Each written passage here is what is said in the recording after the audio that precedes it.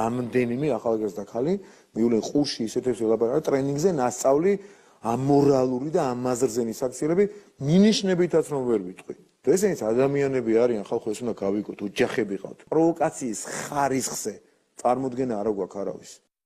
ესე იგი, პროვოკაციად განიმარტება ცეცხლი ოლიგარქიას, არ იქნება სამართალი, არ იქნება მშვიდობა და მსგავსი შეძახილები.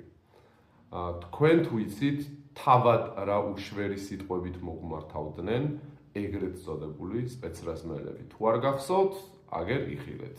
Ой, აჯი ახლა მალე სანთო წაგაქრევ. ой, მალე. მაგრები ხარ. მალე მე გიგითხარი. კაი. აუსი ახიდა.